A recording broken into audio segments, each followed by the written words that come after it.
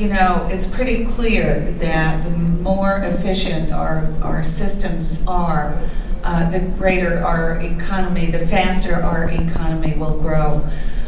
So I personally, since I'm involved with the ports across the state, would like to see more of a focus on goods movement.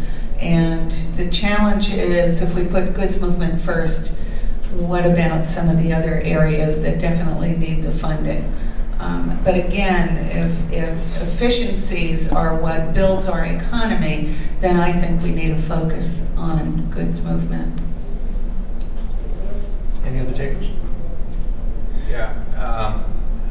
First off, I'm no expert on what we need to be building. I think that's, you know, you all in the audience here are the experts, the transportation agency folks. But it does strike me that if we could get trucks into dedicated trucking lanes or trucking corridors and get them off the regular highway where passenger cars and so forth, isolate that activity, it would make a huge difference. As I understood one of the presentations this morning, it seemed like they were doing some of that with hot lanes and so forth. But truck lanes are something that certainly makes sense. There is not near enough money to even begin to think about doing that at this point. So once again, I think the big issue here is funding. And it's not financing, it's not tricky stuff. You know, for the most part, public-private partnerships, absent some kind of a revenue stream, a toll or something like that, that's a financing mechanism. And if we have funding, we can build this stuff. All right. I do have three good sets of questions. No, that's all right. No, you. Okay. I do have one specifically for you and this group here, so I'll come right back to you. But first, here's the question that really kind of gets at one of the points that Assemblywoman Lowenthal, a member of Lowenthal, was driving at. How can the local and regional agencies exercise more authority over transportation when the state takes away the local share of the transportation funding, i.e. UDA and gas taxes?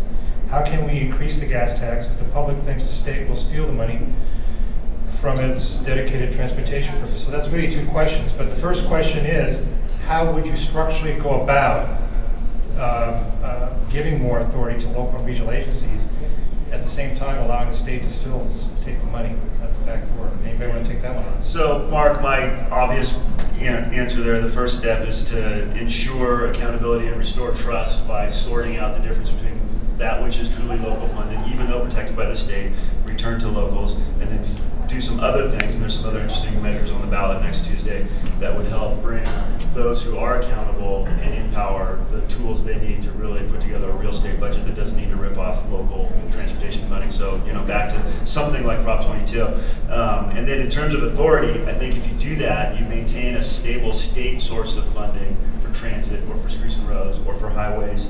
And then you can talk about the voters, see the results of those investments, and might be more willing to consider additional measures in the future, which the state can authorize. There has been a history, like Jim mentioned, the authorization of the local half-cent sales taxes. There was some talk earlier this year about some regional authority that some of our regional agencies could be invested in, and kind of a regulatory authority, something somewhat similar maybe to what Bill was talking about, where the local voters could decide exactly how to tailor programs. That's probably politically a fairly easy thing to do at the state level, but the burden of tax increases isn't up there, it's back on the local voters. So provide us more tools, but I would say only after stabilizing, if not enhancing, the state revenue stream. Can your Alliance for Jobs group help to further raise the job economic impact profile and the need to the governor-elect to step up on transportation infrastructure funding? Well, the answer to that question is yes, and we will. So we're out of time. Let me just say something that just to kind of wrap up what I wanted to be able to say today in terms of what we need to do. There is no silver bullet. We're going to have to be creative. This is a fantastic group. It's a Southern California group, and up north, they may have heard about you, but they don't know who the hell you are. In the north, we were doing some things. The California Alliance for Jobs has done a lot of stuff. A lot of people know who we are. A lot of people know what other groups do, but you don't know who they are. You know what? It's not going to work that way. We're going to have to, on the federal level, we need to combine our resources, put together a statewide transportation plan, which I have to compliment CTC staff and Commissioner Guillemette and a few others. They're really trying to do that. A lot of regions are working on it. We've got to put together a comprehensive plan on a map and go to the feds and say this is what we need from the feds. That's what we got to do. We can't be cutting each other up after to get our own piece. I know that that's the way the system is run, but you know what? It's not going to work that way. We're going to collectively end up better if we have a more comprehensive plan. On the state side, we're going to have to get more private money into this system, and the roadblocks that we're experiencing, we're going to have to get rid of them. The legislature that we have, the bill that we have now is imperfect, but it's a start. That, you know, the rest of the world, when we talk about design build and P3, they look at us like oh, you're still riding a bicycle. You know, we really need to amp it up and get more private money into this system. It's not by itself going to take care of these problems. But if you want dedicated truck lanes, how else are we going to get it done? You're going to have a specific benefit for a specific user. That's where it's going to come from. The truck's going to have to pay for it. They've been getting, I'm going to get in trouble for this. They've been getting a free ride on our highways for a long time. They take up a lot of room, they wear out a lot of pavement, and they pay a little bit, but they don't pay enough. Now I'm really going to get hit for that. But you know what? The bottom line is we all are users, and we're not paying enough as motorists. We're not paying enough. And in this economy, that's a lousy thing to have to be saying, but it's a true statement. So we have to get a lot more creative about showing the voter what the value is, and we haven't been doing that effectively enough. We have not been showing them what they're getting for their money. When they know what they're going to get for their money, they'll vote for it. They'll support it. That's why we get it done on the local level. 2/3 of the voters, when they vote for a half-cent sales tax, because they think that there's going to be a solution in that they actually recognize. That's what we're going to have to do on the state level. Thank you. A little bit of adjustment. We're winding down in terms of time. I do have a couple questions here. Bo, I also have a responsibility to summarize what might be key recommendations we may have heard here today.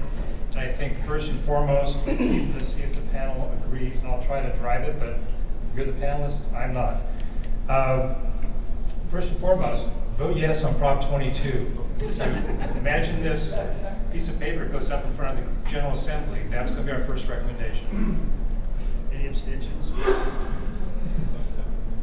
It's a consensus. It's not a, I'll just say it's a consensus, not unanimous. On advocacy, I'm going to kind of distill what I thought I heard Jim say.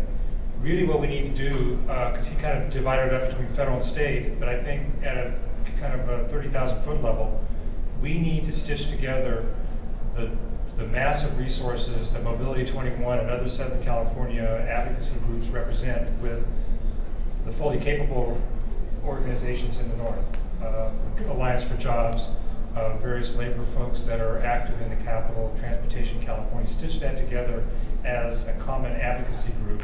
I can't think of anything that divides them, and I think in strength there's a really good chance of winning. Not knowing what the game plan is, but I think that step one is tying those folks together. Is that something you would agree to?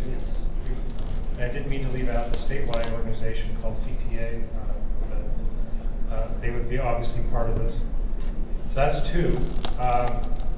Shall I go one more? Come on, suck it up and do it. What is it? Okay. It is, we need to dramatically increase the gas tax in the region of verging on or becoming or surmounting, it's becoming a green tax. It's got to do more than just do the annual keep up at Caltrans. It's got to keep up with Caltrans needs, keep up with local state needs, keep up with the growing backlog, and have a behavioral effect. Yeah. I'm with you, Bill Dory. Here's my laser gun. All right. Yeah, maybe to distill that a little bit, I got rattling on there, but I think it needs to be sustainable. And in order to be sustainable, it has to be tied to probably three things. One is need. So a regular assessment needs to be made annually. I mean, you don't have to do it every hour, but I mean, periodically, once a year, some comparison between the revenue stream and the needs of the citizens of California need to be matched up. Now, I'm not suggesting that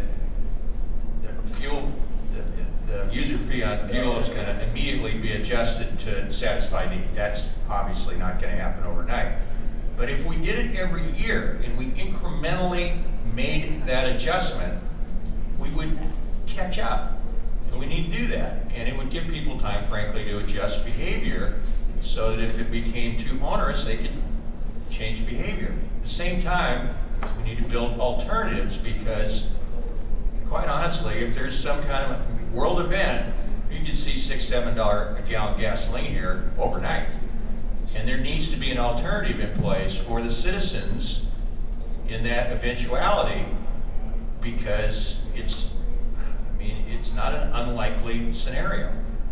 So the adjustments are, one is inflation, and two is improvements in fuel efficiency. If you think about this, sort of this virtuous circle, okay? So you raise the price of fuel a little bit, it changes behavior, drives more fuel efficiency, drives cleaner air, drives, greener cars, which then drives a higher fuel fee, which then, the circle just keeps going.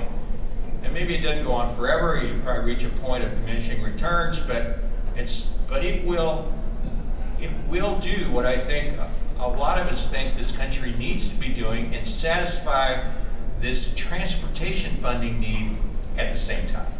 So it's actually a beautiful formula. Yes. So would we have a sense of the panel, just to make it easier for all of us to get to a yes, a sense of the panel to support something like that as a recommendation? Could I just add that if you also include a formula that includes alternative fuel vehicles that are coming on the road more and more. And Mark, I'd like to emphasize Bill's clarification that it's not just ask for more spending. In the transportation community, I think we've been too guilty of saying we need more spending. And I'll include my association, our members in transit, and me personally. Our U.S. Chamber of Commerce speaker that today at lunch said, asking for spending is out. Asking for investment and describing results is in. For me, for transit, I'll put it in the converse. In this county, Orange County Transportation Authority in the last year has cut 20% of their service hours from the bus system. What does that mean to the average person in Orange County? 383,000 revenue vehicle hours have been cut. It's a jobs program. They had to lay off 200 people in the last year. So put that into the positive. What would we get out of the transportation system for more investment? I think that's part of what Bill's saying in terms of doing the assessment, not just we need more money.